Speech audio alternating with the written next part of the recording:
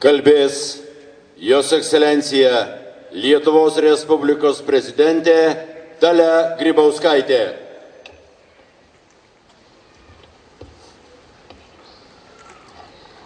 Mėly Lietuvos žmonės, Jūsų Ekscelencija, Lenkijos Respublikos prezidentė, brangus iškilmių dalyviai.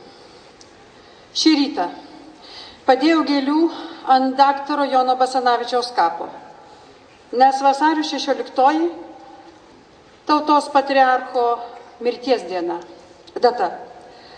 Po kelių valandų pritrenkė žinia, jog šiandien, taip pat vasario 16, netekome tautos poeto Justino Marcinkevičiaus. Tai didžiulė asmeninė netektis kiekvienam iš mūsų.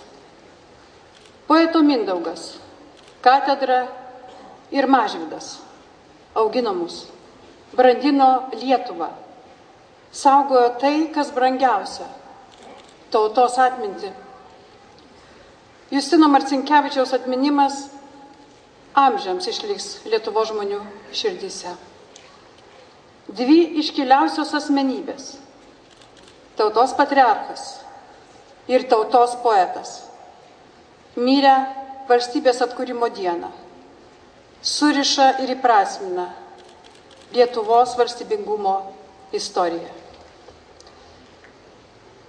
Justinas Marcinkevičius sakė: gyventi laisvėje nėra lengva, nes tada pats esi už viską atsakingas. Šie poeto žodžiai grąžina mus į vasario 16 prieš 93 metus, kai signatarai savo parašais tvirtai pareiškė pasauliui, kad atkuria nepriklausomą, demokratiniais pagrindais kuriamą valstybę. Šį drąsų ir ryžtingą žingsnį Lietuva žengė po 100-metės okupacijos. Kad įmanoma pakilti tuo metu pasaulyje jau mažai kas betikėjo. Tačiau tauta tikėjo. Atkakliai, užsispyrusi, saugojo gyvybiškai svarbų laisvės siekį. Puoselėjo jį ir ugdė, perduodama iš kartos į kartą savo didingą valstybės istoriją, papročius ir savo kalbą. Lietuvos laisvės dokumentą vasario 16 pasirašė 20 iškilių signatarų. Tauta jais patikėjo, nes jų žodžiai nesiskyrė nuo darbų. Jų gyvenimai buvo skirti tautos laisvei pasiekti.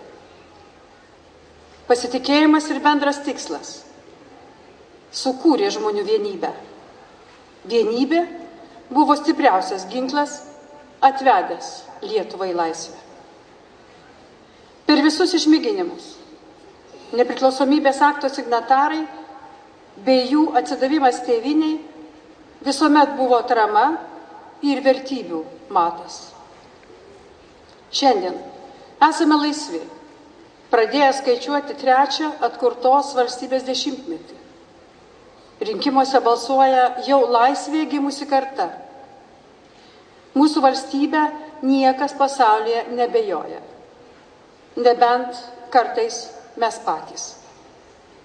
Lietuvoje pakanka žmonių, tarp šių degančių širdžių, kad įveiktume visus mūsų sunkumus. Užtenka noro, pastangų ir gebėjimų, kad kurtume šalies gerovės ateitį. Kad vienybė reikštų visų sutarimą dėl padorumo ir sąžiningumo politikoje, valstybės tarnyboje, dėl solidarumo kasdieniame gyvenime. Savo valstybę didžiuokimės visada ir varge, ir džiaugsme. Vasario 16 akto signatarai padėjo tvirtus Lietuvos valstybingumo pamatus. Mums tenka garbė ir atsakomybė ant šių pamatų toliau statyti patikimus tautos namus. Sveikinu visus su švente brangieji, su valstybės atkūrimo su laisvės ir vienybės vasario 16-ąją.